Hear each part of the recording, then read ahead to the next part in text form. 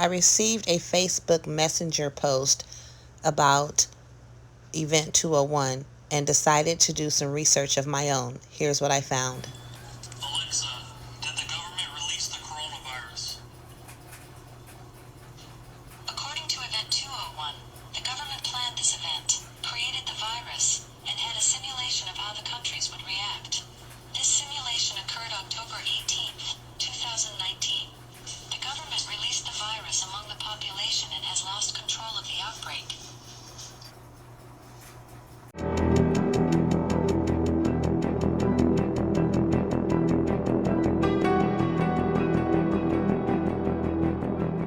Event 201.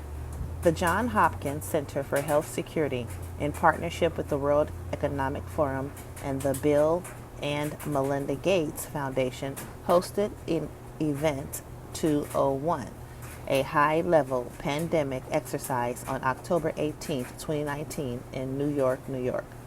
The exercise illustrated areas where public-private partnerships will be necessary during the response to a severe pandemic in order to diminish large-scale economic and societal consequences. In recent years, the world has seen a growing number of pandemic events, amounting to approximately 200 events annually.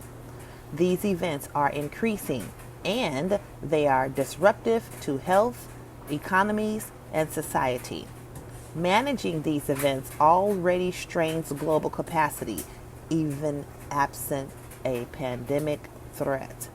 Experts agree that it is only a matter of time before one of these epidemics becomes global, a pandemic with potentially catastrophic consequences.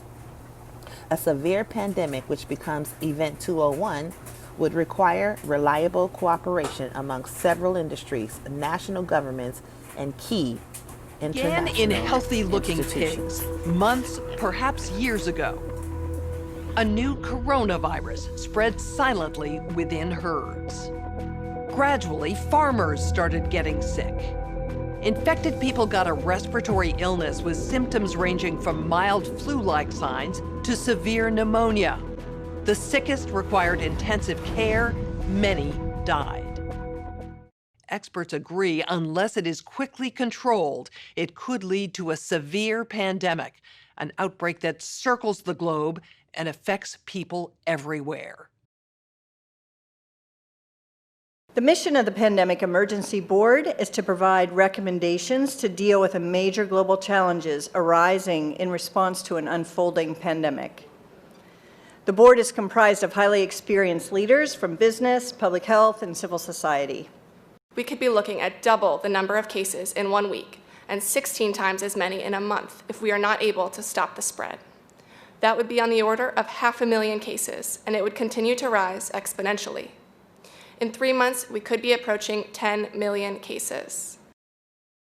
We're at the start of what's looking like it will be a severe pandemic. And there are problems emerging that can only be solved by global business and governments working together.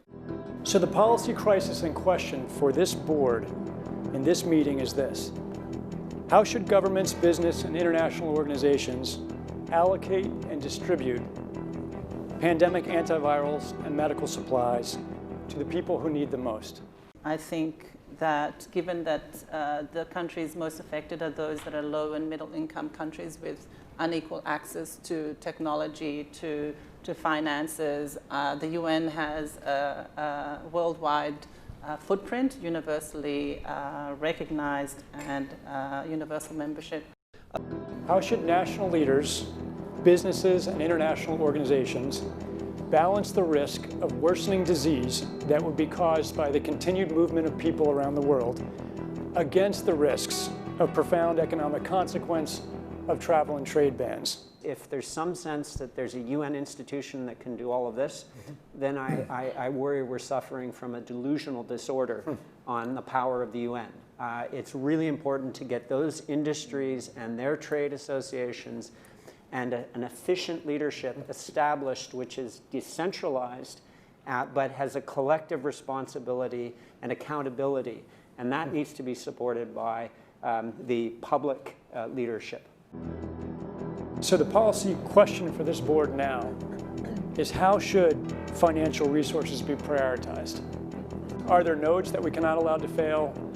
What is your sense of priorities? We don't have money to pay for all of these urgent problems. The outcome of the CAPS pandemic in Event 201 was catastrophic. 65 million people died in the first 18 months. The outbreak was small at first and initially seemed controllable, but then it started spreading in densely crowded and impoverished neighborhoods of megacities. From that point on, the spread of the disease was explosive. Within 6 months, cases were occurring in nearly every country. You have to ask, did this need to be so bad? Are there things we could have done in the 5 to 10 years leading up to the pandemic that would have lessened the catastrophic consequences? We believe the answer is yes.